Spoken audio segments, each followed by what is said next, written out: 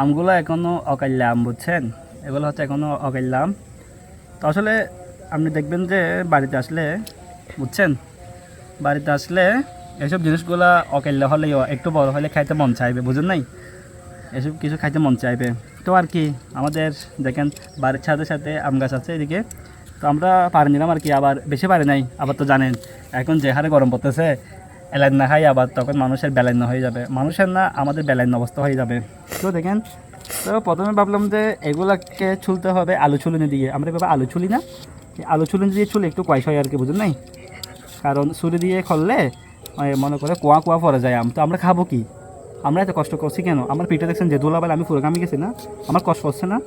তো এটা আলু ছুলনি দিয়ে ছুললে ধরেন এই শুধু চামড়াগুলো পড়বে আর কি, ভিতরে যে একটা আমার গোস্ত আছে না, আসলে কি বলবো ভাই, আমি তো কথাই বলতে পারতেছি না। আমার লেশো আসতেছে, লেশো।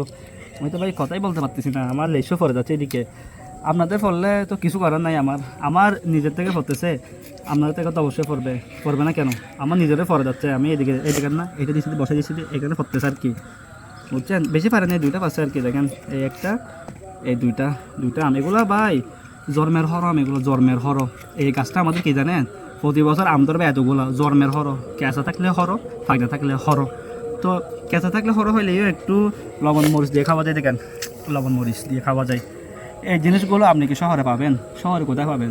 শহরে আপনি কেউ কারো কাছ থেকে পারতে গেলে অবস্থা খারাপ করে ফেলবে। আমাদের মনে করেন গ্রামীণ গাছের মধ্যে কেউ কারে একটা দুইটা আম পারলে কেউ কিছু বলে না, আমরা বলে দিই ভাই খা খা, সমস্যা নেই। কিন্তু আপনি এই কাজটা কখনোই শহরে করতে পারবেন না। শহরে করলে এতক্ষণ দেখবেন যে আমাকে ফিডে এখানে ওয়াইন্য করে ফেলছে, ফিডে লাশ করে ফেলছে, কেন ভাই?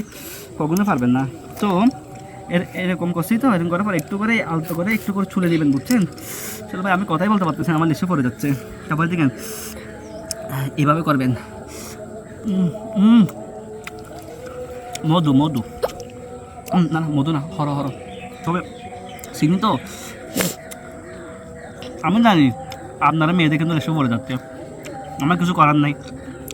আপনারা চলে আসেন রাউজানের ঐতিহ্যবাহী কদলপুর গ্রামে, চলে আসেন, অবশ্যই খাইতে পারবেন। আমি খাওয়াবো, আমি আপনাদেরকে মরিচ লবণ এরকম একটা সুন্দর বীজ দেখাই খাওয়াবো।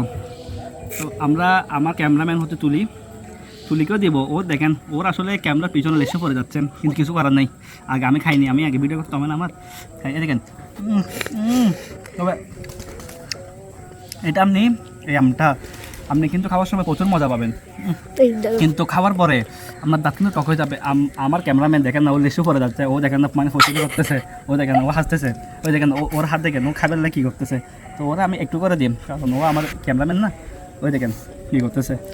ওই মেয়ে মানুষ তো, আমি বলছি না আপনাদেরকে লেসু পড়ে যাচ্ছে, আমার পড়ে যাচ্ছে ভাই, আপনাদের পড়বে না। তো একটু সাই সিতে খাবেন আর কি, আবার এলেনা খায় বেলেনা করিয়েন না, এগুলো খাবেন। এগুলো খাইলে শরীরের জন্য ভালো হয়, স্ট্রং শরীর। এগুলো আবার খাওয়ার পর কী হয় জানেন, একটু দাঁতগুলো একটু টকটক হয়ে যায়, তাও সমস্যা নাই ভাই, বুঝেন তো? এগুলো লোপা চলে, এগুলা তেঁতুলের লোভ, এগুলো কোনো মেয়ে সহ্য করতে পারে না।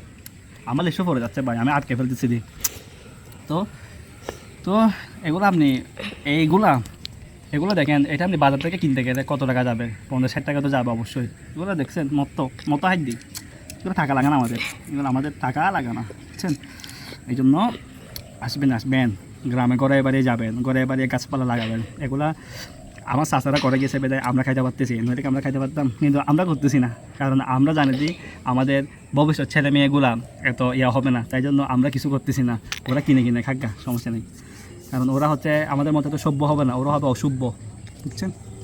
তো সবাই ভালো থাকবেন, সুস্থ থাকবেন, আর এরকম আম খেলে কালকে পর্যন্ত আমি আসি, চলে আসবেন, আমাকে ফোন দেবেন সবাই, আমাকে কমেন্টে সবাই জানাবেন, আমি আপনাদেরকে রিসিভ করব, নিয়ে আসবো। আপনারা সবাই পাহাড়তলি চুয়েটে এসে আমাকে ফোন দিবেন, আমি আপনাদেরকে ট্র্যাক করে নিয়ে আসবো। আজ ওকে।